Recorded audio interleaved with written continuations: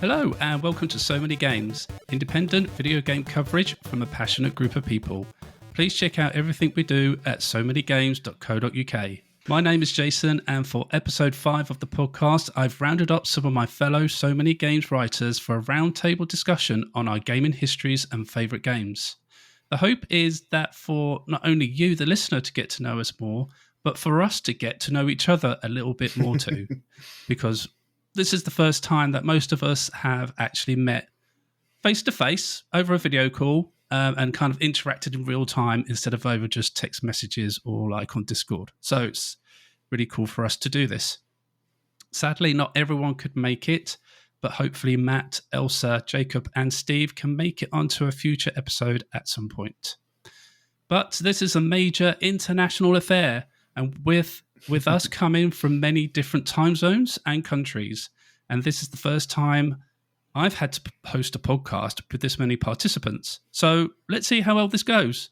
This could go horribly wrong, or this could be the greatest achievement of my podcasting career. We shall wait and see. But we've got a lot to get through, so let's introduce you to our co-host for this episode. First up, it's Tofr. Hi, I'm Tofr. I am one of the writers at So Many Games, and I do other stuff concerning indie games as well. Cool. Next up, it's Kurosh. I hope I'm saying that right, mate. Oh, it's Kurosh. Yes. Kurosh. Sorry, Yes. dude. Yeah. No, not at all. Not at all. You do it way better than many do.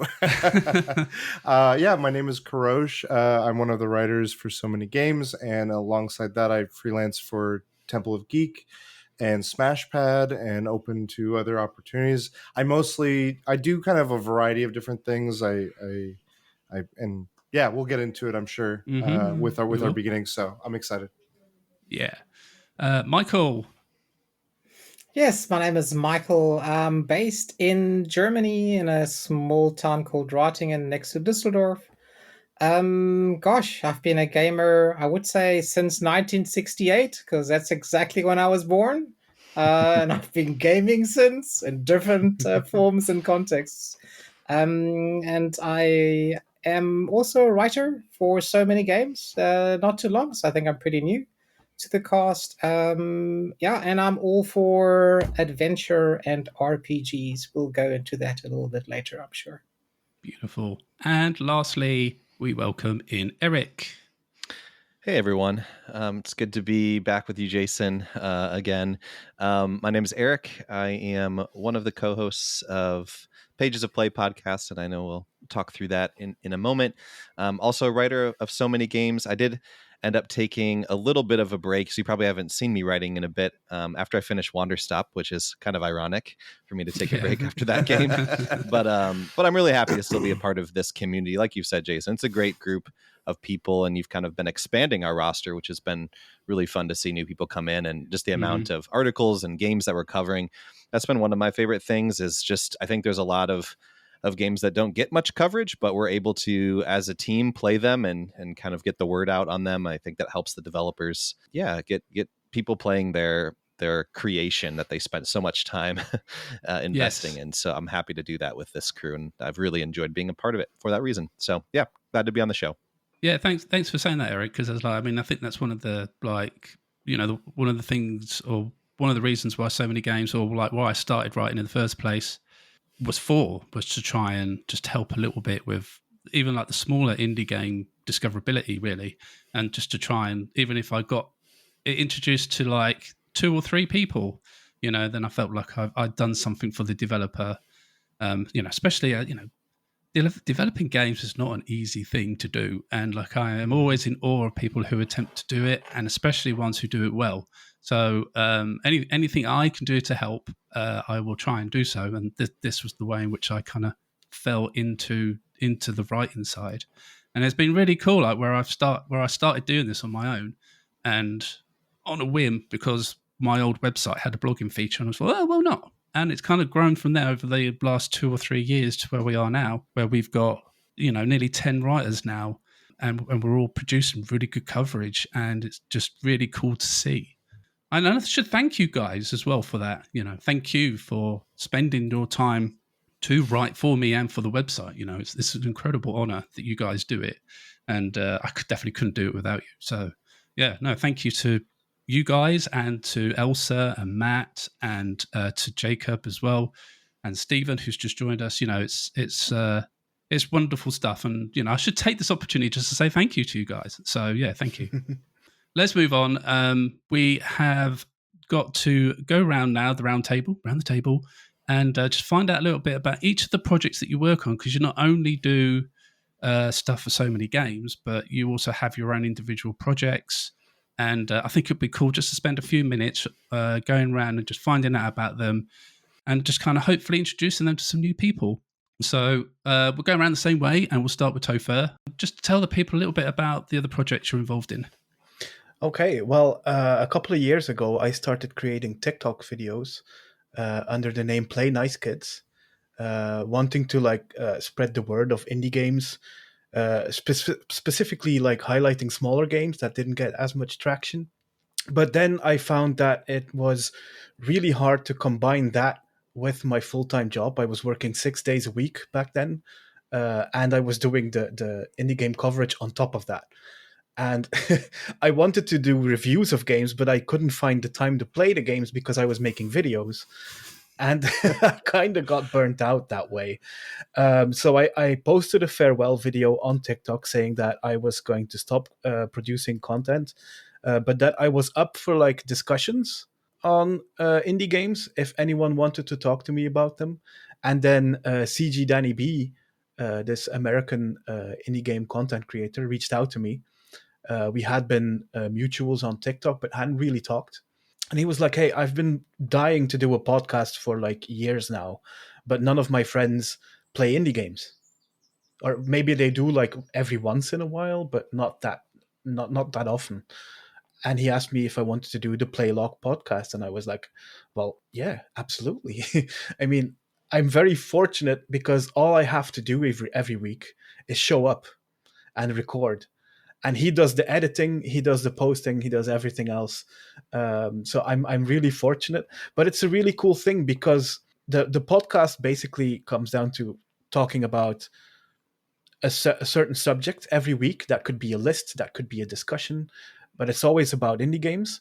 And then we discuss what we've been playing. We discuss the biggest indie game news, and we do that on a weekly basis. The cool thing is we both absolutely adore indie games, but we love very different indie games. Like at the end of last year, we did our mutual top 10 of the best games of the year. And I think Balatro was the only game that featured on both of our lists. So that was really cool. Another thing that I love about doing this podcast is I'm more of an introvert while he is very much the extrovert. And we balance each other out. Like when I have like a low energy day, he can pick up the slack for me. But in the same way, I can bring like discussions that he wouldn't necessarily bring up. For example, on mental health, for example, on people of color in games, the representation and stuff. So yeah, we're a good pair. And aside from Playlog, I'm now trying to reestablish the Play Nice Kids account a bit more, doing streams on Twitch, making videos on YouTube, but that's all dependent on whether my mental health allows it at the time. Beautiful. And you should have a bit more credit with the podcast, like, because you do come up with some good topics and stuff for you guys to talk about. I listen in every week, and it's quite often that Danny will turn around and say, Tofr's come up with this great idea or come up with this great suggestion that we're going to cover this week and everything. So yeah, you don't just rock up, dude. I do notice the hard work that you do put into that, even if it is minimal, I guess. But it's still you still put stuff in there, dude, that you should take credit for. But yeah, it's a great listen, and you should all go and check it out. Like Tofr said, there's a good balance between them because there is quite a bit of a difference, but you guys still get on well together, and it's a good chemistry. So yeah, it's a great little listen.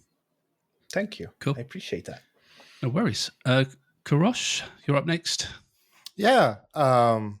I've done things regarding games in one way, shape, or form for the last, 5 to 8 years. I had a podcast that I started about 8 or 9 years ago. No, 10 years ago. With two of my buddies that I met at a meetup that I created around a game. We just got on really well, and after a few just meetups, I was like, "Hey, with you two, can we start something?" And we just did, and it was kind of like initially a hobby because I very much was like, I just want to have focused conversations on these things scheduled in my life, just as almost as like a way of like, hey, can we just hang out at the scheduled time with this mic on and stuff? And we did that for several years, and eventually I kind of got this itch of, I want to edit, I want to have all these other ideas, I want to do more. And so my thoughts kind of expanded beyond there, and I went into the convention space. So there's a lot of conventions I'm in the SoCal area in America, and I started pitching panels, and I got a few accepted, and I veer a lot of them around subjects either in gaming with game developers as my panelists, or around gaming, much like how we're talking with other colleagues and peers that I've met that are in and around video games in some way, shape, or form, and talking about the culture around it, the impact of it, or something. So it just like those happened, and then I started getting more of I tried streaming for a bit, and I realized how I have a great appreciation and admiration. And Tofr, I much respect for you when you're able to do streaming. That is very demanding, and it is fun, but I realized with my day job and everything else in my life, it just wasn't the avenue or the way in which I could best utilize my time for what I'm trying to do, and and have some level of mental health. So I kind of took that energy, and rather than just kind of being dissuaded, I've now put all that energy into podcasts and YouTube. So in addition to the writing that we talked about, so I have my YouTube channel at Cujo Prime, and it's kind of like my home and space where I'd have discussions or I talk about the latest games. I like to do much like in the vein, and that's what drew me to so many games, was I like to speak on and champion a lot of indie games and developers, because I think so much of that is not talked about or seen, or there's not visibility. There's so much in this space now that it's like you just, if you could just hear what they have or see what they have, that's really all many would need. And so that connection was something that I drew to. And recently I've started Save Point Stories, which is my podcast where I interview guests in the space, or just anyone really, because I think the point of Save Point Stories is I want to talk about a game that means a lot to you and understand why it means a lot to you. And the overarching theme is games. We have connections with games in all ways, shapes, and forms, and they shape our lives, or we shape how we do things based around those impacts and those memories. So I'm just kind of in a lot of different, I don't stick to any one thing. I'm just kind of like, my mind goes to something, I'm like, okay, just figure out how to make that a reality and kind of go from there. So it's exciting, it's fun, keeps me from being bored. And I very much enjoy this space. Like I think games have given me so much, and I want to do what I can in the ways I think I can do best to give back to that, this industry, this space, this community. Yeah, I've listened to some of the Save Point Story episodes. Some of them I can't really relate to just because of the game that you're discussing, and it will just all go over my head. So I think you did one on Skyrim, and I was like, yeah, I don't play Skyrim. I have no interest in playing Skyrim. Yeah, I probably might just skip this one. But the ones I have listened to are really cool, because you just seem to have a really cool way of connecting with the person you're speaking to and kind of get the most out of them about the subject that you're talking about. And Yeah, it does make for quite intimate conversation. So it's cool. Absolutely. And that's like the game is, some guests like to focus a lot on the game and talk about the intricacies of where the passions lie within the game. Others, the Skyrim one is kind of a weird blend of it. Of Hannah, my guest for that one, she very much, like, she has a lot of things that she nerds out about Skyrim, but it was also just a way to understand that she went into a very successful career now in art because of Skyrim, because she was on her way to college, and then she was like, oh, this isn't working out, and Skyrim took a lot of her time out of it, and she ended up going a different path. So yeah, no, I appreciate that. Thank you. That's right, dude. No worries. Michael. Thank you, first of all, Jason. I wasn't prepared for the questions tonight, but I'm happy to go. So kind of unprepared, just what's in my heart. So in my real life, I'm an executive coach, and I support people in leadership positions. And the reason why I do that, I've been doing that for the past 20 years. And I must say humbly that a lot of those people I've accompanied for more than 10 to 15 years. Why has it stopped? Well, because many of them have gone into retirement and found that next chapter that they want to do. But in my heart, I've always seen that leadership and creativity go hand in hand. Good leadership is about allowing that creativity to unfold in the person that I'm accompanying, or if that person is in a leadership position, for that unfolding of potential to happen within the team, within their team specifically. And how do you do that? And how do you support that in a healthy way? One of the things that I think motivates me to show more of my gaming side is that here and there I have clients that are famous YouTubers that are dealing with kind of mental health issues, that are dealing with pressure, that are dealing with performance. And I think it's very important to have that serious conversation with someone who's not in the system, who's not in their system, if that makes sense, right?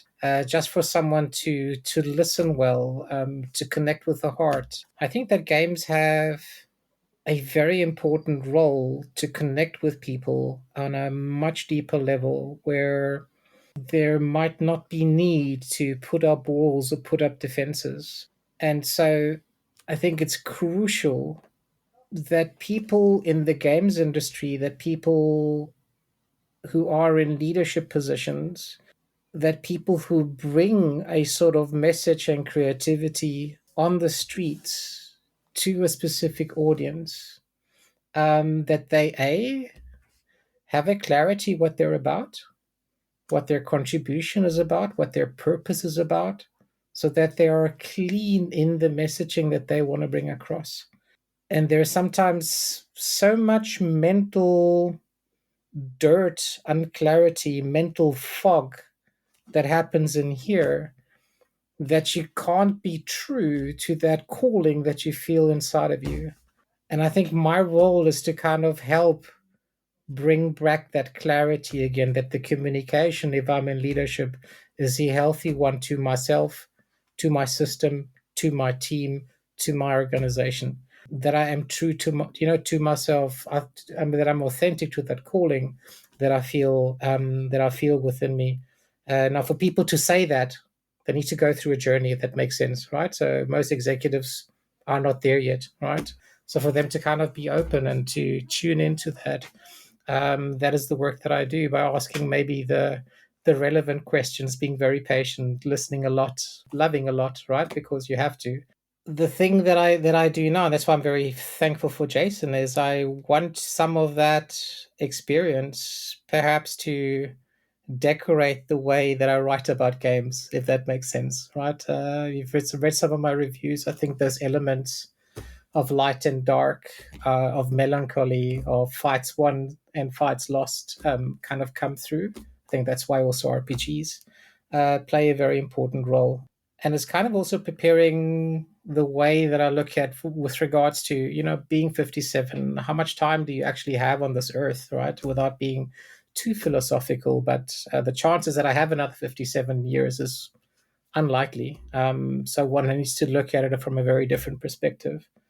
And so I do want to give back to a creative gaming community. I do want to continue giving back clarity, giving back health, so that the purpose that wants to unfold through the creatives who design them, who manage teams, be it big or small, that can happen in a healthy way, so that aspect that wants to land in this world, the message from the story, the narrative, the gameplay experience, that it can be a clean one, without fog, without any sort of sickness, without any sort of disturbance.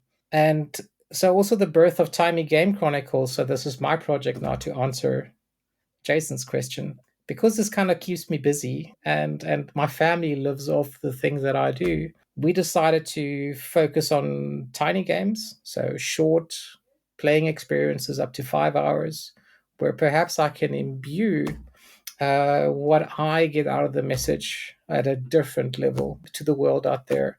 And I love doing that with Marcus. We only started doing it since October last year. I've never done any podcast before.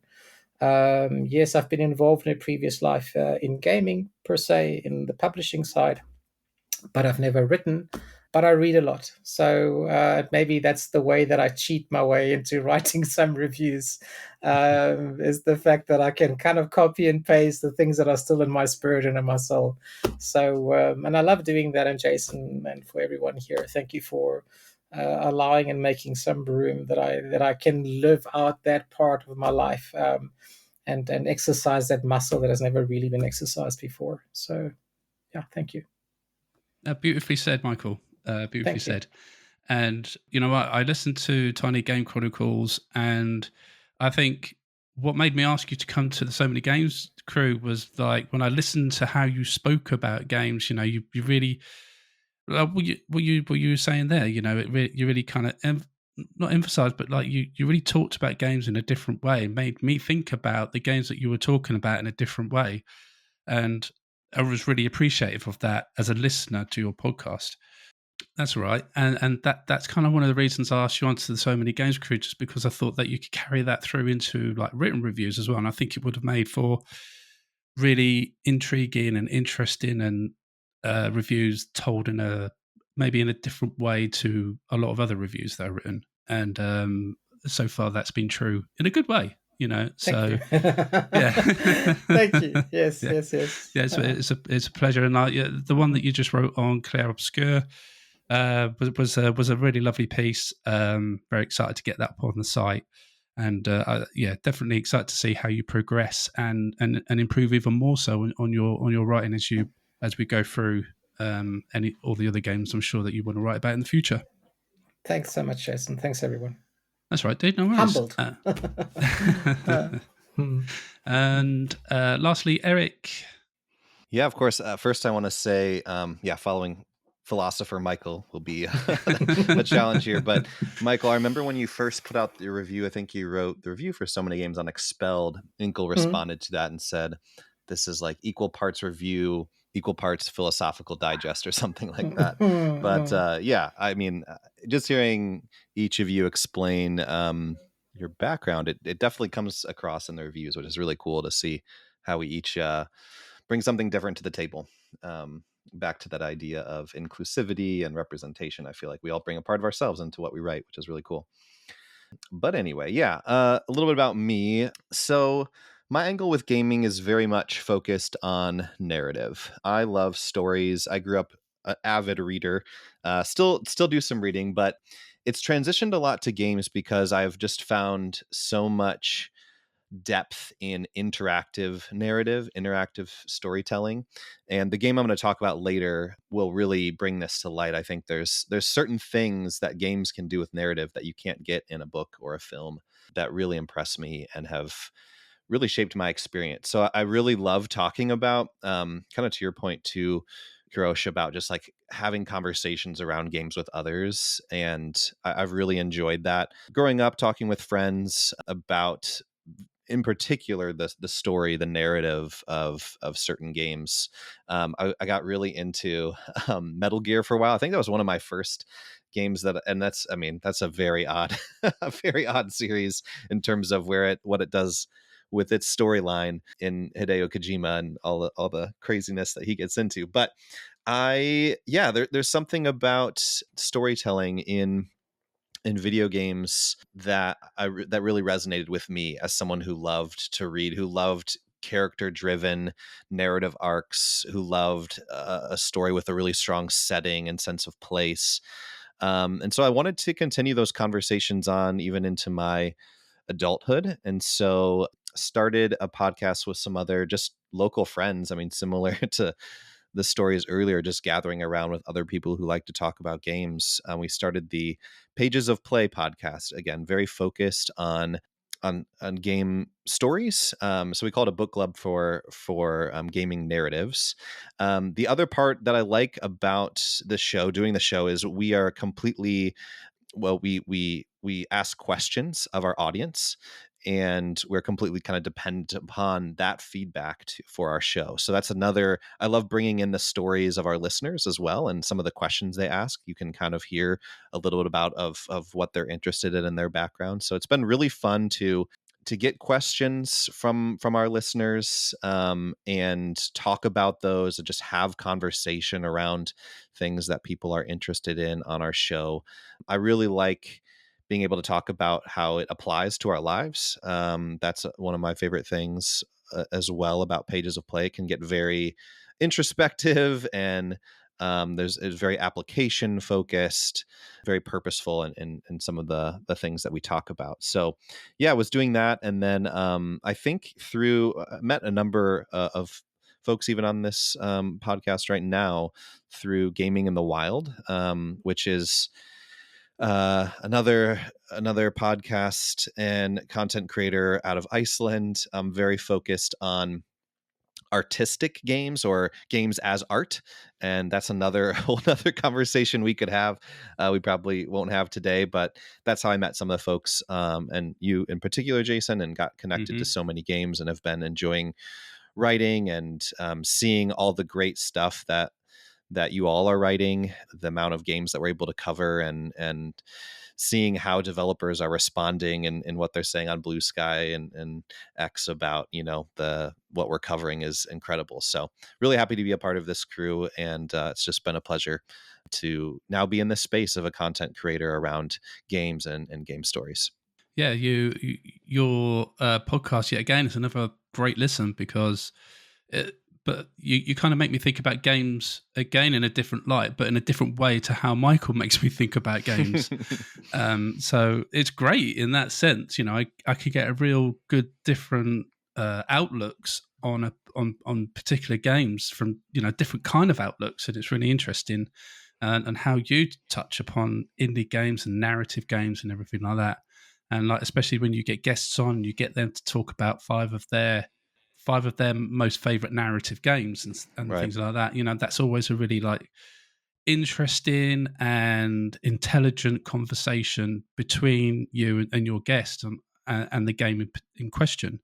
So yeah, again, Pages of Play is another great listen, and definitely one that should be on your playlists, because Erik really can just draw out some really interesting and deep thoughts about video games, and it's a really good listen. So basically what I'm saying is that all your podcasts are great, and you should just listen to them all, because I do, and it's great. I get lots of different kind of outlooks on video games and such, and it's just wonderful stuff that you all produce. So kudos to you all, and your stuff should be on everybody's playlists.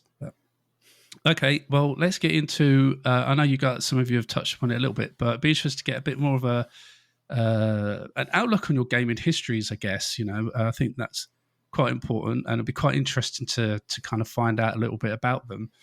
And we'll start. Yeah, again, we'll go around same, and we'll start with Tofr. And tell us a little bit about your gaming history, dude. I got into gaming at quite a young age. In the late 80s, I was about 4 or 5 years old when I got my first Sega Master System and my first Game Boy. So they helped a lot because I was quite a lonely child. I struggled with making friends at school. I wasn't the most extroverted person, and people shut me out because of that. And then I could come home and just dive into video games instead, which was so helpful. I remember my very first game on the Game Boy was this video game adaptation of the Flash TV series, which is just so niche. I watched a video back of gameplay from that game, and I was like, oh damn, those were good times. But yeah, I didn't play games for very long because I come from quite a poor household, so we had to rent games most of the time instead of buying them. which made me go like having something like Game Pass now just harkens back to those days, because I'm like, oh yeah, I'm gonna try this one, now I'm gonna try this one. For most of my teenage years and my early adult years, I mostly played football games or soccer games for Americans, because I used to play football when I was younger, and I don't know why I didn't even play multiplayer. I just played whole league seasons, and then another season, and then another season. I think to this day that Football Manager 2013 is still my most played game ever, which is insane because that game is over 10 years old. But yeah, I did dabble with some other games. I really enjoyed the first Metal Gear Solid game. That was my big PlayStation game, that and Tekken 3. But yeah, most of it was like Pro Evolution Soccer and FIFA. And that lasted until a couple of years ago. It was during the pandemic that I got myself an Xbox with a Game Pass, just because I didn't have any other recent consoles to play. So I decided, why not do it that way? Maybe I can get into some like the smaller games and stuff. And then my love for indie games just exploded, basically. I think I started then. Well, before Game Pass, I did play Stardew Valley a lot, but then with Game Pass, I my first Game Pass game was Spiritfarer, and I cried so many times playing that. And I was I like, think we all did. I think we Yeah. all did. Yeah. and I was like, this is what I want to play. These are the feelings I want to experience through a different kind of storytelling. I had been into movies before that. I've always been a huge music fan as well, and I love how emotions and stories can be packaged very differently. And some of these stories specifically can only be told through a certain medium. And discovering video games that do that, that cannot be told, and that will be less impactful were they, for example, movies. I love doing that. That's one of the main reasons I love indie games so much, because they explore so much of what is possible in story and interactive storytelling. Ever since that, I've been hooked. The last couple of years on Steam, like I play mostly on my PC and Steam Deck now, but the past couple of years I've had like 150 games played each year, and then there's the Next Fest demos on top of that. Oh, So yeah. it's a very ADHD thing. I do have ADHD, and I struggle to stick with games for like a very long time. I prefer shorter experiences, or like experiences that you can take a small part of your day with, and then put it aside and then pick it back up on another day. That's why, for example, I really like roguelike deck builders, as you might have noticed from my reviews. But yeah, that's I love how indie games bring narrative to life, and I just want more of it. I think it's a beautiful thing where you say about where you used to just be the FIFA Pro Evo guy kind of thing, and you kind of played the indie game, you started with Spiritfarer, and it kind of just made you realize just what video games can bring, really, especially indie games, and I speak to people as well, and go, well, what do you do and everything? Oh, my main hobby is like video games, and like they still have this perception of like video games are for kids, or people just play Call of Duty or FIFA. So, I always kind of enjoy trying to educate them, say it's a much more beautiful art form that you take credit for. And I think in a way your story kind of brought that out a little bit on where indie games have made you realize that, oh my God, there's something special about them and how they can tell a story sometimes, I mean, I know I've cried at an ending of an indie game probably more than I have in films or again, real life stuff, because sometimes, they can just get you so much, and you're just like, wow, it's you have to take a few moments, after you've completed some games because of the effect they've had. The thing is, what touches me the most is because it's interactive. For example, when I talk about Spiritfarer, there's the eagle, the hedgehog lady, I'm not going to spoil what happens to her, but because you're involved with her and you're helping her out, it just makes it like you get to know her like on a personal level, it feels like. And then the end comes and it's just the saddest thing ever. That one did get me quite hard, that particular storyline. Yeah, that was a hard one, that one. So yeah, I get that. Yeah, but cool. No, really cool gaming story there, dude. Let's move over to Kurosh. What you got? Yeah, no, if there's something that as I was thinking of my history, Topher, you kind of hit on something. I think it goes in hand with shaping what the perception of it is how it was available and how, I very much grew up. I grew up at a young age with games as well. Like the first time I could load up a computer with a DOS screen, I was trying to figure out how to. My folks were showing me. They made the mistake. I blame them to some degree of, hey, let's show them something like a game. And I'm like, I was hooked. I wanted to know everything about how I could do more of it, everything related to it. And then as time went on and I got a little bit older, renting became the main avenue of things. And my engagement with games there shaped by my parameters. So it's like, okay, we only have the one thing, but of like this console that I think at that time I only had a Nintendo 64. That was my big break of like, oh my God, this is a dedicated hardware for this. It's not like, can I borrow the computer after dad's done working or something? And so again, the parameters shaping how I can engage with it. But when I got the N64, it just became, okay, what can I rent? I can only make maybe one purchase a year with whatever I've saved through doing a variety of things or my birthday or something like that. And anything beyond that was like, okay, let me just experience something for 4 or 5 days before I have to give it back. So roguelikes, I guess, like make sense now for me.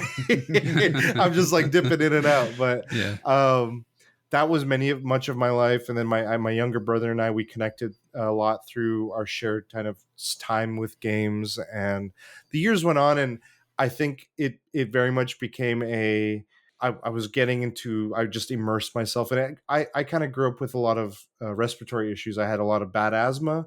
I grew up in an area, I was in the Midwest, and there was a lot of allergies that I had heavily. So as much as I wanted to go play soccer or do anything else, it was always like, no, you can't. You get maybe a little bit of it, come back home. And so it just kind of lent myself to, hey, I'm going to dive into these worlds and immerse myself. And it wasn't really until I think it was Knights of the Old Republic, the Star Wars game from BioWare, that I was, games can do more than just like, hey, I'm just fighting or getting a high score or leveling.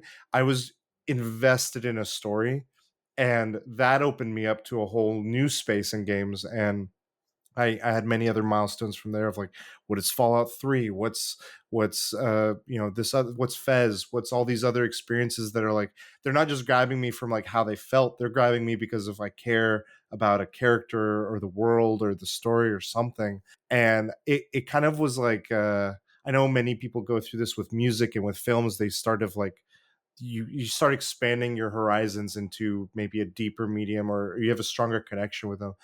I think many people that are games adjacent or don't go beyond that surface level, Jason, to your point of like the Call of Duty, or they just play it casually or they see it casually, is because they haven't hit that opening horizon yet for them for games. And when I hit those points, I was like seeking that out more and more. And that's what led me to like, I used to only play a handful of games. I was very much a Destiny or Division or games where I'm like, I'm just going to play this game and maybe a couple of things here and there.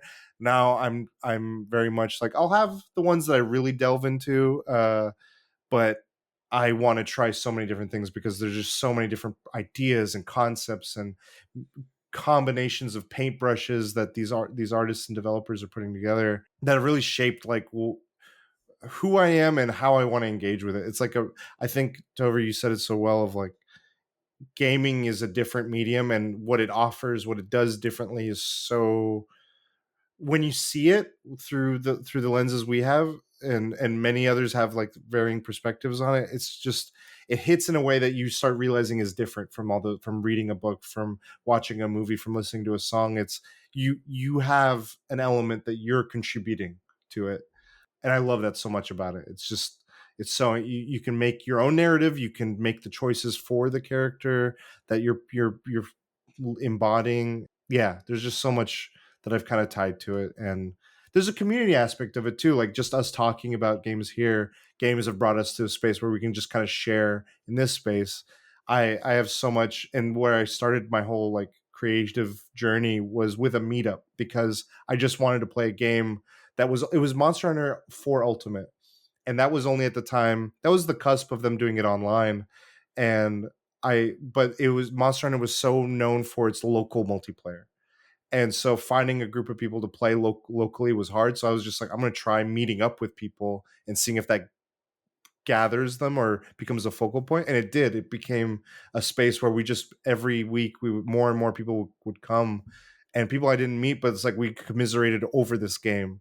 And I'm like, oh, I love this. I love conventions. I love the community that comes with it. So yeah, that like my eyes just light up with whenever anything kind of game or game related comes up. And I look back at that journey over the years, and it's kind of funny how you kind of find yourself going through this.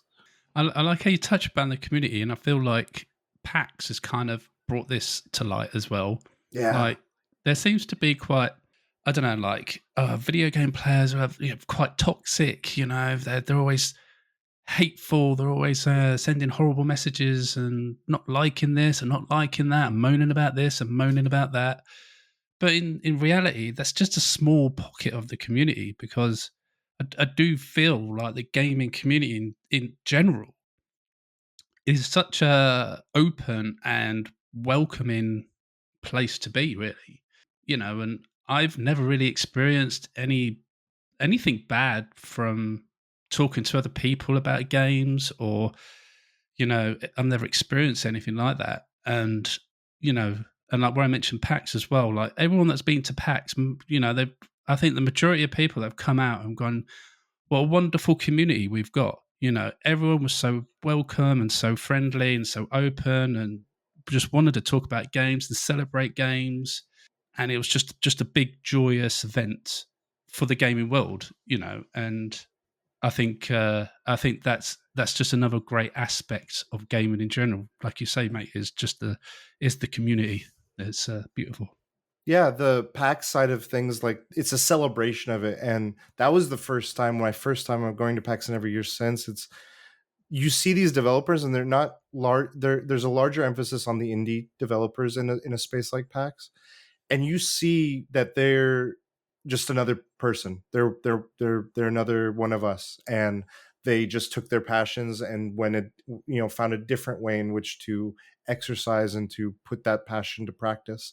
And it's a mom and pop. It's someone who's been working on something outside of their day job. And when you talk to them, you connect on a way. You're like, I now get to talk to like the maker of Animal Well and see how they kind of like, they're quirky, and they took all these different things that they love, and they've been chipping away at this, and they're just hopeful that it plays well. They're just like, I want this to just work, and I hope people enjoy it in some capacity. And then you see that journey when it does hit, when it does become, when a crowd forms around it or something like that. And it's like in the moment right there, like that's that bridge of community of like, hey, here's the developer, here's the people that love games, and that marriage of the two of like, hey, we all love games in our own way. Michael, a bit on your gaming history, dude. Yeah. Where to start? Because if you don't start with an Atari, I think I might be a bit disappointed. No, it started with a Sega, believe it or not. So, so how to start this? I think my love for gaming actually started, hear me out, with the book or the books I was read to as a child. Why? Because I think that was the first seeds and drops of fantasy. And the book I'm speaking about specifically is 1001 Nights. Just because you are exposed to mythical creatures, genies, Sinbad the sailor, right, battling the sea monsters, right? If you imagine how a thing like that can capture your imagination. For me, I think that was a start to fall in love, first of all, with fantasy. I would say non-Western tales, right? Yeah, and then slowly but surely, I found little adventure books. I'm not sure whether anybody remembers, like the Steve Jackson books, right? Where kind of play your own adventure. You go on this road, you go left to turn to page 31, you go right, turn to page 110, right? And for me, that was kind of the first seeds that were dropped over and above my Sega time and playing wonderful cartridge games on a black and white TV. Jason, I think that's what you wanted. Um, I think my first game where kind of the claw sank into me was actually my time after. So I was in South Africa. I was in the Air Force after I matriculated. So I did my A levels in 1986. So in 87, I was in the Air Force till 91. And then this wonderful game called Myst came on Mac in 1993. And my then brother-in-law, now ex-brother-in-law, was a cartoonist for the local newspaper of the town. And he had that on his Mac. And I hugged that computer whenever it was free and played through this adventure game. I think that was the time that digital games didn't let me go. Because then CRPGs just became my staple diet, and I'm going to go through all the Blackout games, Baldur's Gate, the Icewind Dales 1 and 2, Fallout, which was a game from Interplay, the very first one. As we know, Fallout today, right? But as a third person, from a third person perspective, with some kind of cyberpunk notes. I left South Africa in 2002 officially. I went for a visit to come back to Germany to kind of have a feel whether Germany would be the place that I'll settle down back to the city of my birth. And I started playing the Witcher series, the original PC games, Witcher 1, Witcher 2, still in the CRPG world, right? And then having had contact in South Africa working with PlayStation, I know I'm making some jumps here. I had a PlayStation 1. I skipped the PlayStation 2 generation just because obviously we grew up and you want to be serious, right? But I kind of stuck with PC. And then when Uncharted came out on the PlayStation 3, I said, okay, gotta go back to the PlayStation. And so the Uncharted series pulled me into consoles, pulled me into the Final Fantasies of this world. And then I started a group with someone specifically looking at indie games.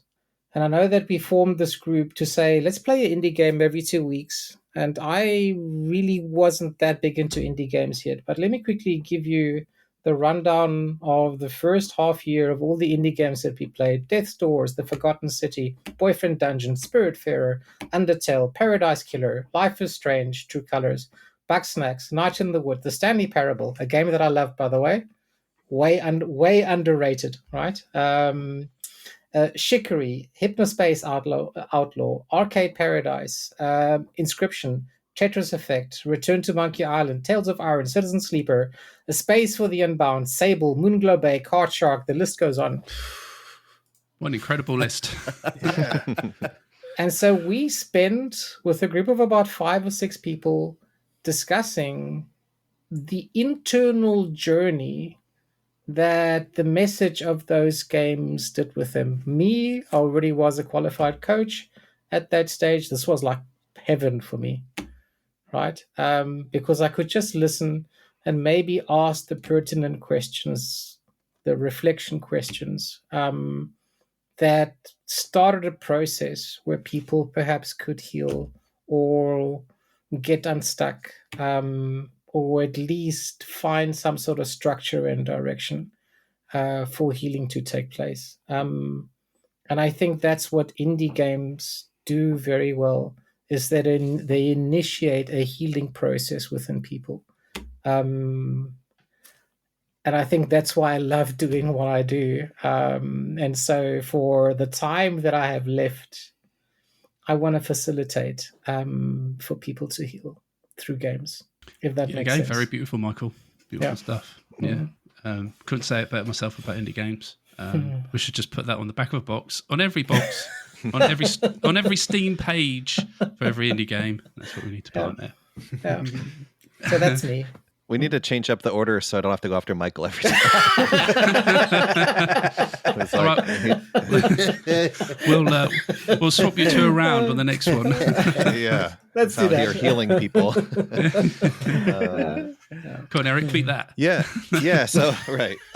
No, I'll just pick 3 games from I kind of already explained a little bit of my history growing up, an avid reader and very much kind of secluded in my own world in that way. Introverted myself, but I was playing a lot of like N64 games, Mario, Banjo-Kazooie, Donkey Kong 64. None of that was my gaming world. And then I was reading at the same time. And it wasn't until I played Metal Gear Solid with my dad, actually. So points for my dad playing Metal Gear Solid with me as like a teenager. But I played that with my father, and that's when I started to see like, wow, yeah, games can have a depth to their storytelling and a nuance to their characters. There was emotional moments in that game that I had never experienced in playing maybe some of these more arcadey and adventure games that I had played on Nintendo. So I think that game really spoke to me. It was also that communal experience playing it with my father. Definitely, I got to process that with him a little bit, which was cool at the time and benefited our relationship, I would say. And then I guess, another great series coming out of Japan, as we've already kind of touched on, is the Final Fantasy series. I mean, I didn't get into 7. I feel like around that time in the 90s that a lot of people were getting into the series by starting with 7, interesting enough. And I know it was kind of coming over to America at a different time almost in popularity than it was in Japan.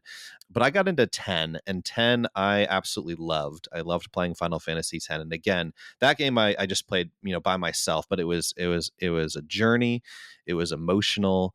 I loved the characters and I loved the group that they formed. There's something about this. So you'll probably hear me talk about it sometimes. I'm a big Tolkien fan. I love Lord of the Rings, but I love the yes, we got some claps in the group here. I just love the hero's journey, but also this this idea of like the quest among a group of people, all with like this very common purpose and very different.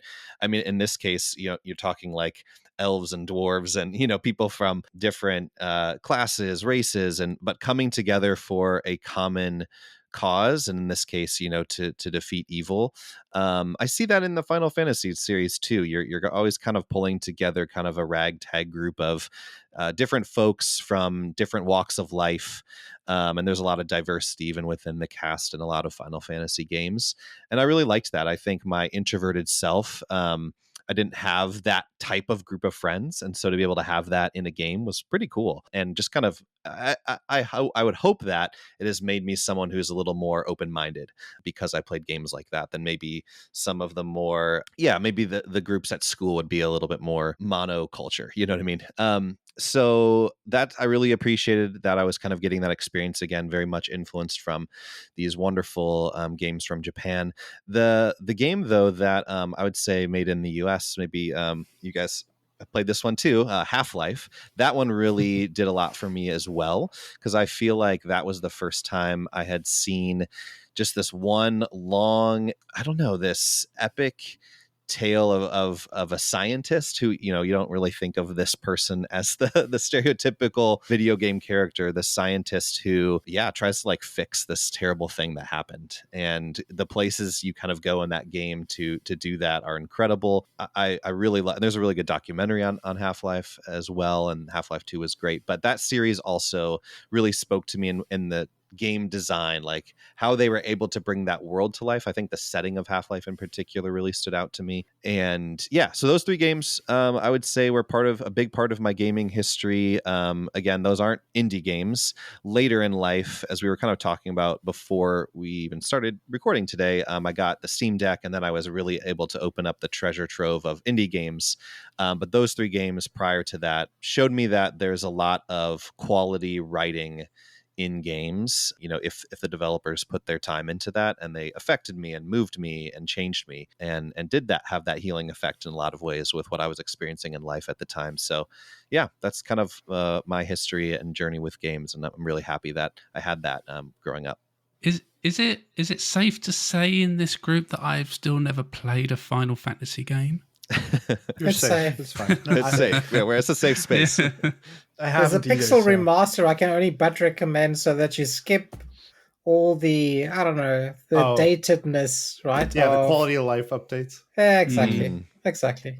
Yeah, one day, maybe one day, and I guess that feeds into my history a little bit because, like I was introduced to video games through my brother because he had a Spectrum, and I remember watching him playing games like Jet Set Willy and Manic Miner and Gauntlet and all those kind of games, and I always really enjoyed getting time to play those games on his Spectrum when he let me.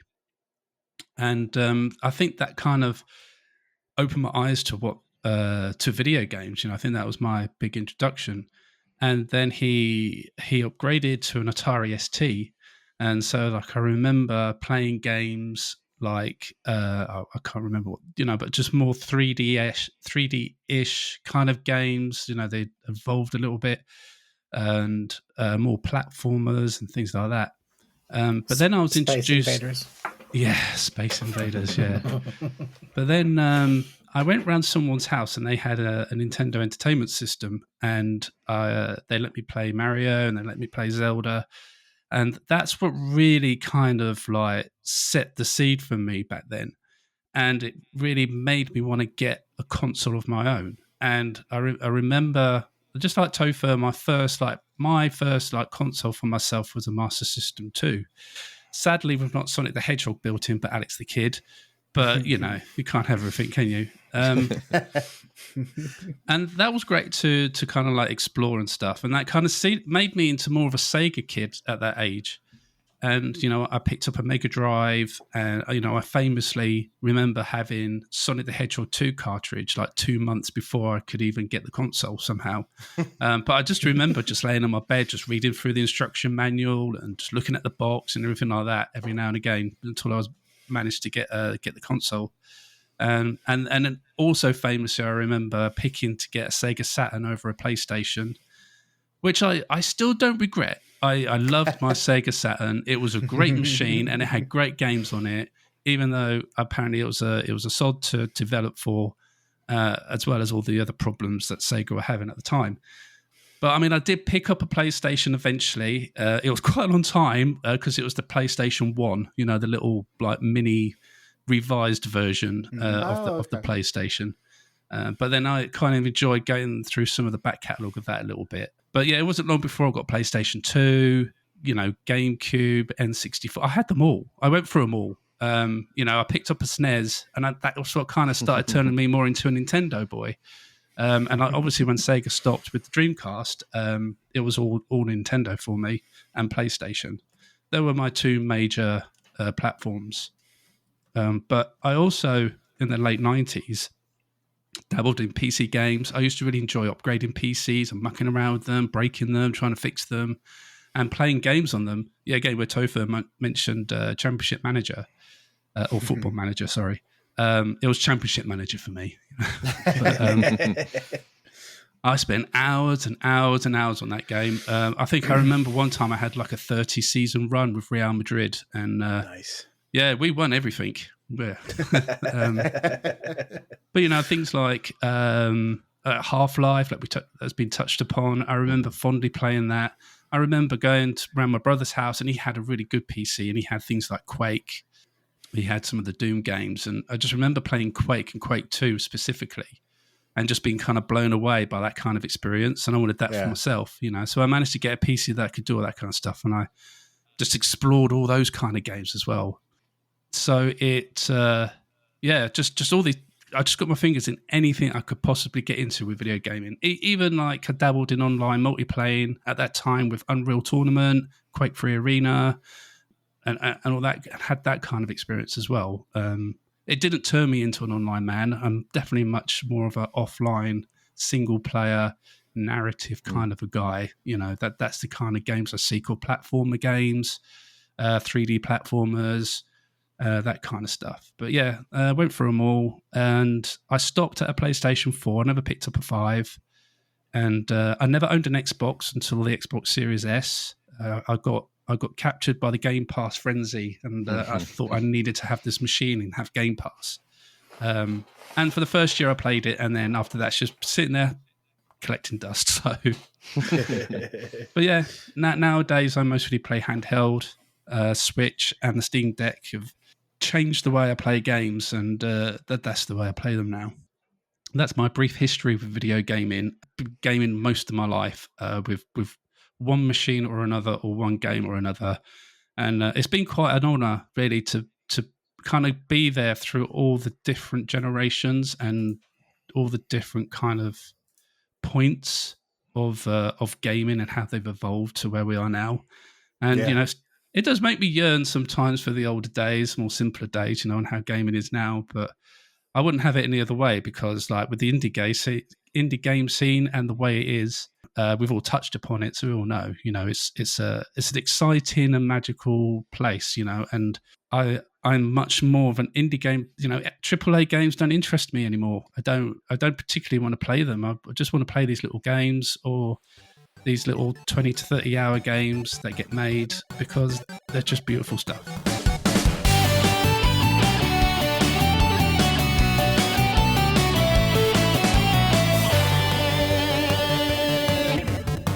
Erik needs to shoot soon, so we need to hear his game that he's chosen. So it's a beautiful way to move over into our last section of the podcast. And that is that I've asked each of us to bring one game, one all-time favorite game for one reason or another, for us to quickly discuss. And so we're going to start with Erik, because obviously he needs to shoot in a minute.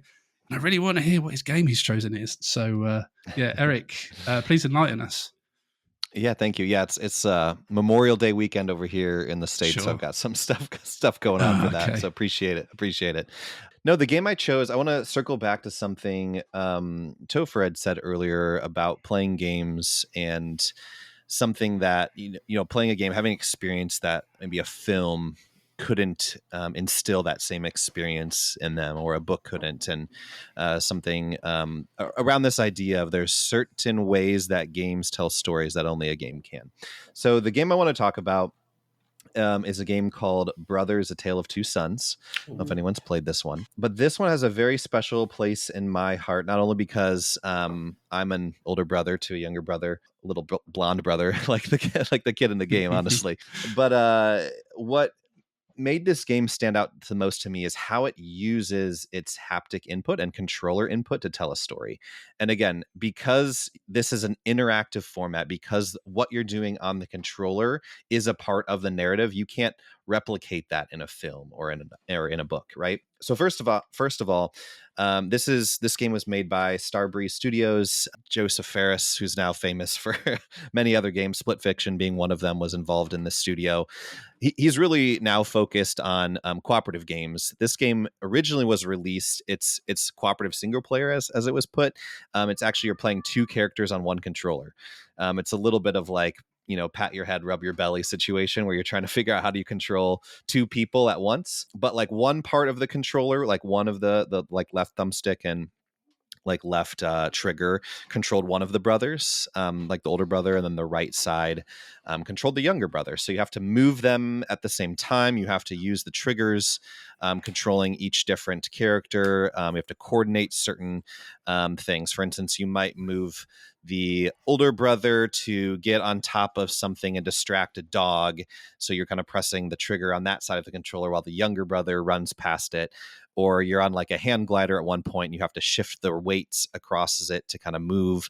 So there's a lot of really cool ideas. And again, Joseph Fares does a lot of that now in his games too, bringing these very unique ideas to play. But first thing, and how this tells a narrative, one, the relationship between these two was inseparable, just as your right hand is from your left, right? And I loved that idea that as these two brothers were growing up and going on an adventure together, that their relationship and their bond continues to grow, and your own idea of how you're controlling them, right? That bond between your left hand and your right hand and how your brain is kind of bringing that all together also continues to grow. So it's like this fusion of narrative arc of their relationship growing as the same time as the controller input starts becoming easier, and the relationship even on the controller feels more fluid. And it's incredible. I just love how that tells a story in of itself. Like by the end, you can really know exactly how to control each brother, how to move them where you need to. Just as in the story, they've kind of got to that point in their relationship where they know each other so well, they can kind of read off of each other's movements and things like that. So I love that piece. But there's a moment, and this actually will be spoilery, but I have to talk about it for this game. There's a moment in this game. So yeah, if you haven't played it, this would be a good spot to, come back in a minute or so. There's a moment in this game that's really incredible where you're on this quest as the brothers. And eventually, again, relationship growing, bonding, the older brother passes away. And it's a very, very heartfelt moment, very sad. And I remember just being devastated by that.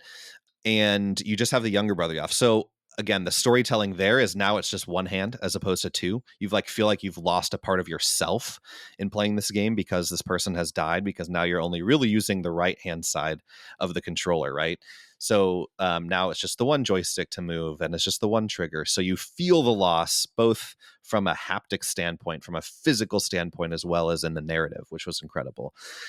You get to a spot with the younger brother where you have to cross some water, and you can't do it. Up until this point, and ever you were swimming, the older brother, you would have to bring the older brother over to the younger brother, and the younger brother would get on his back, and then you'd use the older brother's thumbstick to control and move him across the water, right? That's just how it worked. Younger brother was afraid of water. So you would have to kind of coordinate that on the controller to make that happen. So you don't have the older brother anymore. You're the younger brother. What do? You can't get across this body of water. You're pressing on, that right thumbstick, the right trigger. Nothing is working. He's terrified. What you end up doing, and you kind of maybe just learn it by happenstance, is if you use the left side of the controller, which was controlling the older brother, the younger brother musters up the courage to swim across the water. And I just remember in that moment, like just the emotions hitting me, kind of, it even brings me back to that a little bit now. But just this idea of like someone who has passed away is still there, kind of with you, giving you the courage to move on. And so you weren't even using the younger brother's inputs. You were using the older brother's inputs.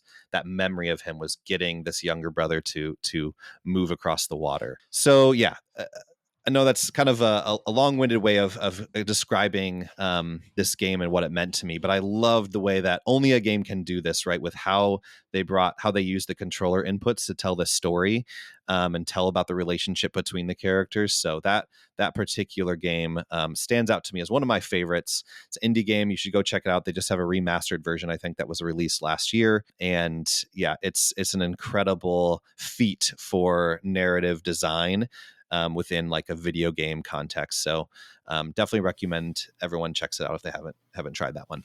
I've tried it once, but I think the same trouble I have with like twin stick shooters was sure. Just couldn't get the coordination with the controls, with the right stick and the left stick and stuff like that. But that was a long time ago. I should really try again. Maybe it might be a bit better practiced at it these days than back then.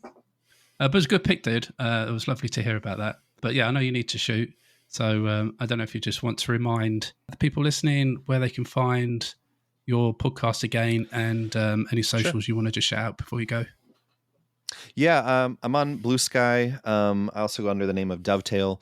You'll find me on BlueSky at dovetail.bluesky.app. And then, yeah, Pages of Play podcast if you want to check us out at most podcast services. And then hopefully I will be, once I finish, I'm training for the Chicago Marathon. Once I finish that, my wife has said I could go back and start writing for So Many Games again. So I'll be back with this crew soon writing. But she was like, for now, you have to focus on your training. So that's why I've stopped writing for a little bit. But yeah, that's where you'll find me. So Many Games and Pages of Play podcast, and then on BlueSky. But it was a pleasure speaking with you guys today. This was awesome. I loved getting this group together and hearing from y'all. So yeah, really appreciate it. Hope we get to do this again sometime soon. Okay, well, as we're on this trajectory, we might as well go to Michael next. Find out what game he chose. I'm not sure whether you're familiar with the game. Definitely was my game of the year, A Night in the Woods. Oh, okay. Yeah. Okay. So let me quickly read the press release, the way the story is described. The reason I chose this game is that it asks, I think, very pertinent questions about how we find meaning and perhaps a universe or a world where meaning isn't all that obvious, right? Where perhaps there is, I don't know, a neutrality or a sense of not caring happening. So, this is what the press kit says. So, Night in the Woods is a narrative adventure game centered on exploration, story, and character interactions in the town called Possum Springs. So, this might bring back memories for those of you who have played it before. So, players follow May Borowski, a college dropout who returns to her declining former mining hometown, seeking to reconnect with old friends and resume her aimless life. As May settles back in, she discovers that home has changed, her friends have grown, the town is struggling, and strange, unsettling events begin to unfold as autumn deepens and darkness creeps in. Dun dun dun. So, if you remember the game, you actually play as different animals, 2D, and I think me having lived in a mining town, so one of the reasons why we traveled so much over the world is that my stepfather is a mines engineer, and part of that trip is that we stayed in Chile, in Antofagasta, or Chile, which is right up north, close to the Atacama Desert. There is the world's biggest copper mine called Chuquicamata, and I went to school there. And if any of you have played Despelote, I'm not sure. I think, Toffer, you reviewed Despelote? One of you did. I didn't. I'm not sure who did. Despelote, Jacob. Jacob did. Okay, Jacob is unfortunately not with us. Yeah. It's very much a memoir where football, it's called football there. I know we Americans would say soccer, right? But for those that invented the game, let's stay with football. It's such a part of life because it gives developing countries, like many in South America, right? Brazil perhaps being the most well-known and most successful one, followed by Argentina. Sorry, Argentinians. The whole nation kind of surrounds itself at that specific event, and it's definitely one of those events, like football, that gives, I would say, a economically developed or underdeveloped nation a sense of meaning. What this question or what this game asks, or at least the question it poses, and this is a quote from the game. It says that I believe in a universe that doesn't care and people who do. Our lives are given meaning by ourselves and those around us, not the universe or whether it cares or not. To affirm life in the face of all suffering that comes with it, to acknowledge that all things will inevitably pass away, but choosing to hold on until the bitter end, to have the courage to hope, to love, to fight for a meaningful existence, even though we lose sometimes, even though it hurts. The key question Night in the Wood asks is, how do we find meaning, hope, connection in a world that often feels indifferent, broken, or overwhelming? That, I think, summarizes why I do what I do, and also why this game speaks to me so much, because it addresses this particular question of what it is like to go back into a town as a dropout, as someone who maybe wasn't as successful, in a town that is kind of losing its economic reference, right? Because, mining's per se, eventually certain things are mined out, or the stock price crashes, or, right? How do we find meaning in a very bleak environment? This is a must play. So if these questions interest you, then I would recommend to give Night in the Woods a go, because they speak very closely to things that move me in my heart. That's a great choice, dude. It's a very acclaimed game for many of the reasons you've mentioned there. I don't know if any of you two have played Night in the Woods. Oh yeah, Yeah. it's one of my favorite games ever, you for go. the exact same reasons. It helps that it has excellent music, Yep. and that the game is based around them playing music as a band. Yep. It I helps didn't that want to the spoil game, because I wasn't sure whether you had or have not played it, right? So yeah, yeah. it's a special game, Mm. and that quote has lasted with me ever since I played it for the first time. There we go. Thank you, Christopher. Yeah. It's like Dickens and Shakespeare's like a thing that you have to study at school. Certain games need to be played to be educated in video games, and Night in the Woods is definitely high up on that list for sure. Yep. Great Absolutely. choice, dude. Yeah, great Thank choice. Kurosh, he needs to shoot off now quickly, so we'll come to his. We're coming to you next, dude, and you can enlighten us with your game choice. Yeah, this is tough for me. I've been trying to think of like which one I want to. I think about this often, and I think the one I'd like to speak about is a game by Mobius Digital. Their game, The Outer Wilds. Okay. For those unfamiliar, it's a game where the basic premise is you start as this character, and shortly within kind of entering this world and engaging with it, you realize there's the galaxy you're in, the star is going to explode, and you have in real time like 20, or I forget how much the exact time is, but it's a real life timer of 20 or so minutes before the star explodes. So it's almost like a roguelike in that way of you keep coming back, and what do you do with that time? And what I admire, there's numerous things I admire about this game, but I think it ultimately comes down to how it asks a player to engage with a game that I felt was so different from any of the prior experiences I had to it. It doesn't necessarily tell you the rules or beyond that of like how you engage with this world or these worlds, and that sense of discovery is so rudimentary and fundamental to the foundation of that experience. You're just exploring, like, what can I do? None of it is, there's not really a bound. I've had so many funny situations occur out of it, and they start off funny. Like I just end up in a like you get a little ship and you kind of just get thrown through wormholes, and there's all kinds of stuff that I don't want to go too much into detail. But at one point there was a moment where I kind of glitched. I thought I glitched. I still don't know if it was intentional, if it's meant to happen or not, but I was so far away that I couldn't really do anything to resolve. So I just had to sit there and wait for the star to reset me. And I'm watching it. It was like, it threw me out light years away from it, but you could kind of see it in the distance. And I just had to sit there and wait. And you're just like, I exist in this world. I have to play by these parameters, and I don't know. It hit me on an emotional level when I reached the end of that game with the music and with everything that it just culminates into. Again, the less you know about this game, I'm trying to avoid saying too much for listeners or anything, but the less you know about this game, I think the more you get from it.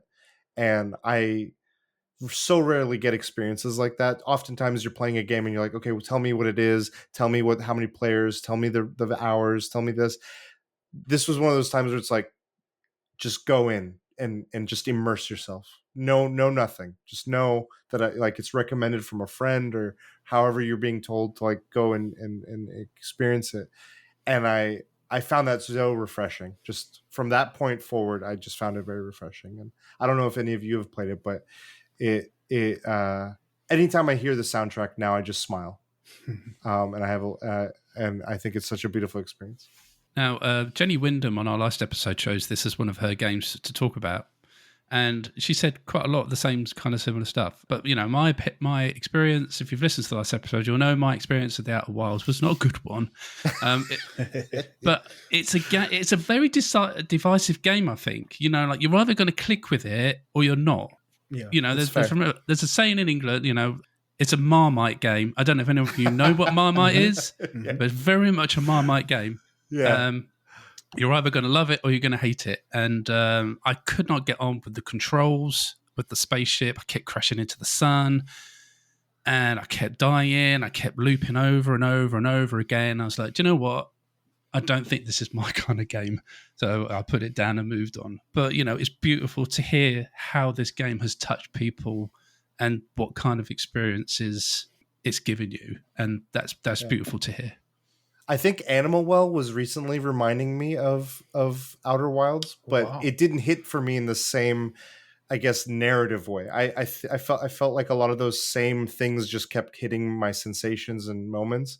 And so I think games like this, if you can find a game that lights that sense of discovery up, that resonates, like you said, in the way that best works for you as a player, I want to see more publishers try to approach things like that. I think Blueprints is one I've heard recently be a similar thing for some of my friends, and they can't get enough of it. But that's one for me where I just can't, like, I keep hitting my head against the wall. I'm like, I don't know how I'm supposed to engage with this. It's not resonating for me. So very much that, I think what you said there, Jason, very is apt of the Marmite. I don't know if you, Michael, or Tofr has had experiences with the Outer Wilds.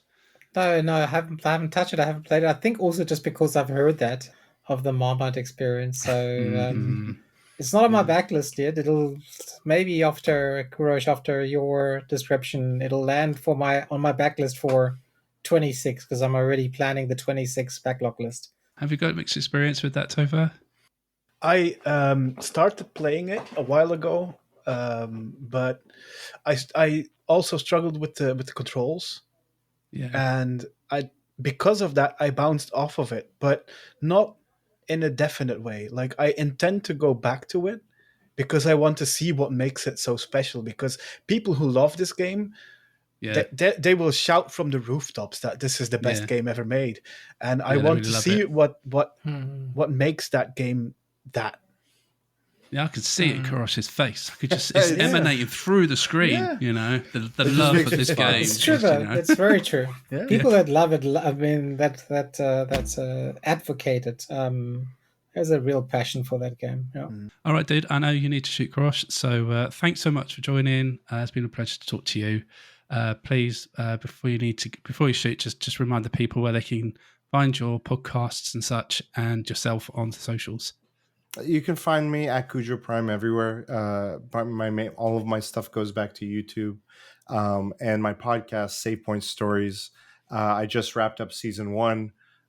So I'm very excited about that. But I have interviews coming up that are bonus. They're like developer conversations. I've done one with a UX UI designer and the insights they had.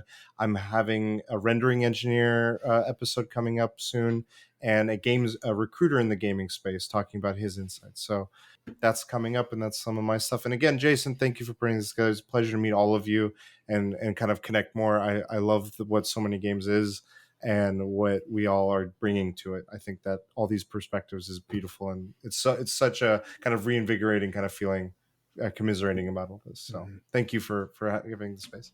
I subbed yesterday, Kurosh, just by the way. So that one sub that you saw, that was mine. So Oh, thank you so much. Everyone counts. You have no idea how much any one of them I means know. so much to me. I So know. thank you. Yeah. Oh, bless you. Pleasure. No, it's lovely, mate. Yeah, pleasure to speak to you, and take care. Okay, Tofr, please, we're on to your favourite game.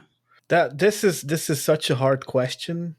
It is a hard question. I mean, it's not the pinnacle favourite game of yours. You know, just one of them. You know, I know, but still, it's like choosing your favorite child or something.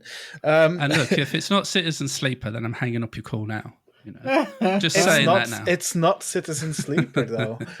Okay, bye. Hanging up. See you later, mate. Bye.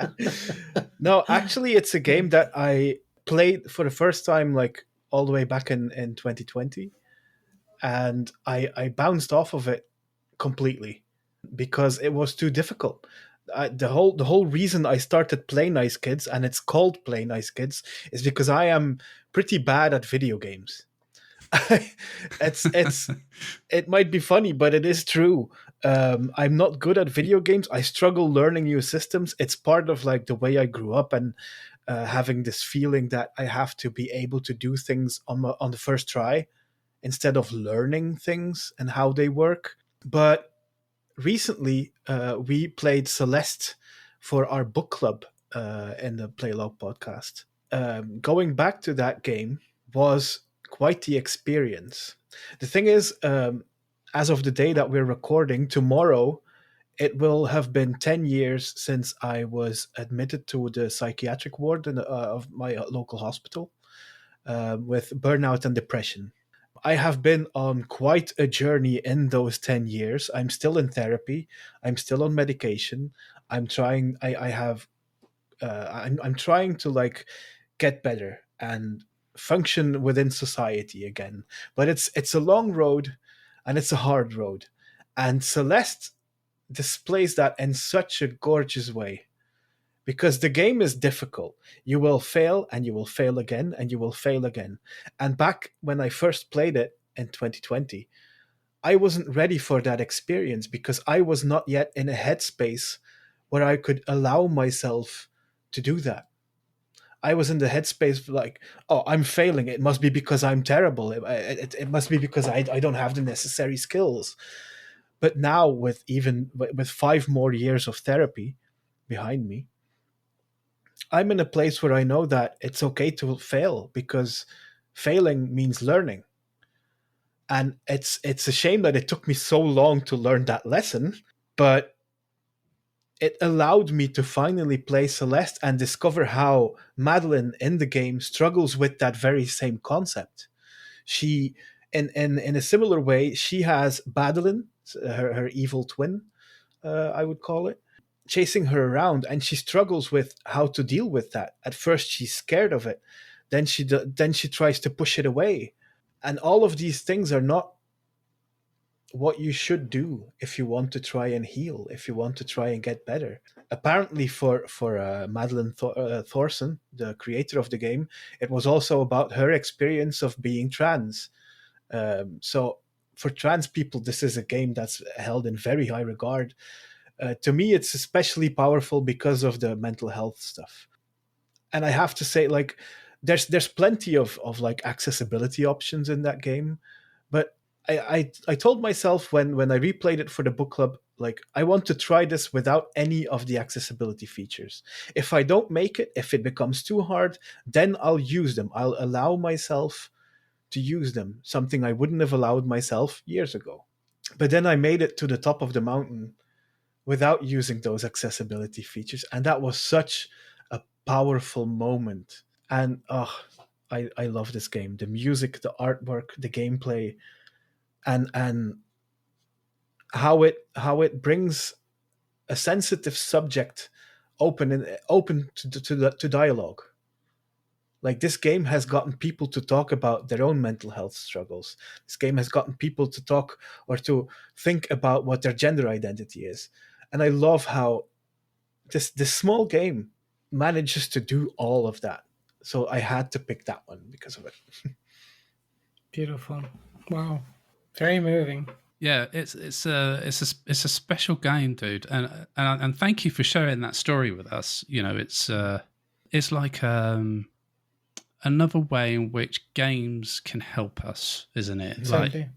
another way in which some people don't really realize what games can be and how games can help us in certain situations. And it's so cool to hear how Celeste helped you, dude. And you know, in that space. What I didn't take that from Celeste. I just took the fact that I'm also rubbish at playing video games.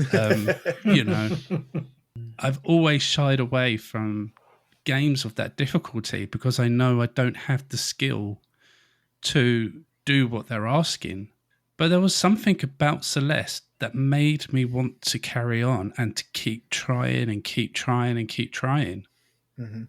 The thing I took from Celeste was that I could do it because I did do it, you know, and it always stays in my memory because of that. You know, it showed me that I can do something that I didn't think I could do, you know, and it's kind of carried on into real life, you know, and sometimes I do think, well, I managed it in Celeste, so why can't I do it now, kind of thing, you know. Yeah. And that's the kind of thing I took from Celeste, really. It's such a locked-in memory that I managed to beat this difficult platform game, and it told such a beautiful story as well. It highlighted certain issues that hadn't really arose before for me, you know, and I think that's why it's such a special game, isn't it? You know, and yeah, and I also remember the fact that my kids watched me do it, which spurred them on to do it as well, and they also finished it, you know. And then my eldest son decided he was going to try and get all the strawberries. I don't know I can't remember if he did it or not. To be honest, I don't think he did. That's a big challenge, isn't it? But yeah, Celeste. Yeah, it's a special game, dude, and I'm glad it did what it did for you. In a certain way, Celeste reminds me of Night in the Woods, because it shares that message of what you get out of it is what you do if you persevere, if you keep going, if you dare yourself to hope. And it might be just about beating the game, or it might be about confronting your own demons, or it might be something else entirely. But the message is there. If you dare to hope and find a reason in that to keep going, then you're going to reach places that you would never reach if you just gave up. Even if it doesn't even matter if the final destination is the one you set out to reach or not. So yeah, please, if you haven't played Celeste, you know, and if you are struggling in the same areas, then you know it might just be the ticket to help you out in that kind of period. But yeah, let's move on to mine quickly, and then we can all go to bed. Because it's just us Europeans left, you know, and we're in the late time zone. True. So we're in the late time. Yeah. There we go. The game I chose was Zelda and the Ocarina of Time from the N64. And I'm not, you know, it's a game that's been discussed many times. It's been explored and dissected and everything else. So we all know why the game's so cool and so special, and you know what it did for gaming and everything else, just like Mario 64 at the time. And because, you know, the N64 was my main at the time, I didn't have the PlayStation still. You know, this was where I was getting my 3D exploration games, you know. This was my console. So I played A Link to the Past, and like my love for Zelda just started to blossom from that game. Ocarina of Time kind of just cemented that for me, you know, like, and I've been a big Zelda fan ever since, you know. I've even got a Zelda tattoo and everything. So it's a special series to me. And Ocarina of Time, I think, when I was thinking about it, probably was one of my first experiences of a kind of narrative game, I guess, in some ways, like a proper story being shoved at me. I mean, I know like many games before it have like tried to tell a story. Link to the Past told a story and everything, but I don't know, there was something about this particular story that really cemented the narrative game for me, because it really told a story. It really went into the narrative. It really explored, you know, the peril that Link was in and what Ganondorf was trying to do, and the whole going from being young Link to being adult Link. I still remember that moment of taking the Master Sword out of the plinth and seeing that happen, because I didn't know that was going to happen. It was such a jaw-dropping moment for me, and the way in which the connections that Link made with the characters and the way Nintendo made that made it a game that I still think about now. I have now like a new Zelda list and an old Zelda list, and Ocarina of Time is still top of the old list, I guess, of the old style Zelda games. And I just remember, I couldn't put it down. I was constantly in awe of what it was doing and what it was showing me. And Zelda will be an Ocarina of Time specifically. I think the music as well, not necessarily just the game music, but just being able to play the music on the Ocarina. You know, the way in which you could go and get a Epona from the farm and stuff like that. You know, it just those kind of experiences I just never had before this game, and it really opened my eyes to what games could be. And that was kind of I was kind of searching for that as well afterwards in games. Not so much to actually play Final Fantasy games, but you know, you know, the Zelda, sense of wonder. yeah, you know, or RPGs really. I'm still not that big on RPGs to this day. Really, there's just something about the Zelda games specifically that I like over other RPGs. I don't know what it is, and I'm quite always apprehensive in trying to explore them. You know, like Sea of Stars that came out and people were raving about it, and like I said, I don't know, but it's like an RPG, and they're going, yeah, but it's an action one. You know, there's not so much of this. And I tried it, I loved it. It was a great game. I love playing Sea of Stars, and even Crosscode was the same. You know, it seemed quite intimidating to me, the size of the game, and you know, it being an RPG and everything. But yeah, again, Crosscode was a great game. I really enjoyed it. I should just be more open to RPGs, really, shouldn't I? So Speak to me, Jason. Yeah, the RPG king over there. There you go. I'll help you get over that hump. Okay. Yeah, exactly.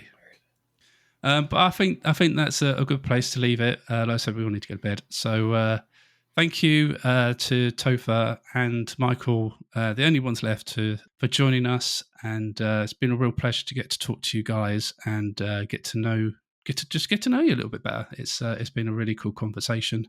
Yeah, and also thanks to Erik and Kurosh as well, who had to shoot, unfortunately. But another mention to Matt and Elsa, Jacob and Steve. Hopefully we'll get them on another podcast so they can tell us a little bit about their gaming history.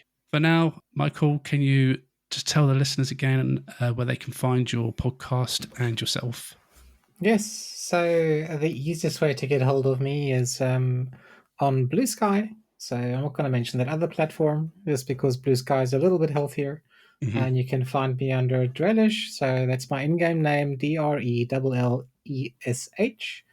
As well as Tiny Game Chronicles. So you can find that on BlueSky as well. Or otherwise just join our Discord.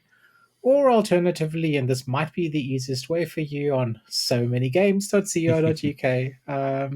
Just click on my profile and some of the reviews that I do, and you'll also find a link straight to me. So thank you, Jason, for the opportunity. Really appreciate it, and getting to know the rest of the crew. Yeah, much, much appreciated. No worries, dude. And Tofr?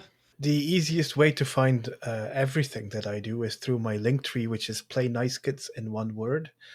And if you want to look for the Playlog podcast specifically, you can find that wherever you listen to your podcasts.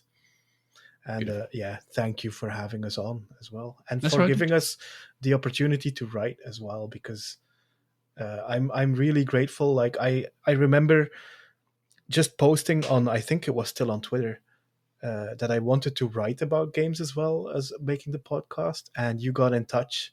And ever since, I've been having a blast doing all of the reviews. So yeah, that's great to hear. Yeah, beautiful. No worries, man. And I appreciate you coming on tonight. I know you've been feeling a bit rough. Do appreciate it, man. You are a legend, as they say. Yes, you are. You are, yeah. But that's all from me. Don't forget to check out so many games.co.uk. And if you've enjoyed the podcast, please consider giving us a rating or even a review on your podcasting platform of choice. It would be very, very grateful. Well, I'd be very, very grateful if you could do that. But until next time, please take care and happy gaming.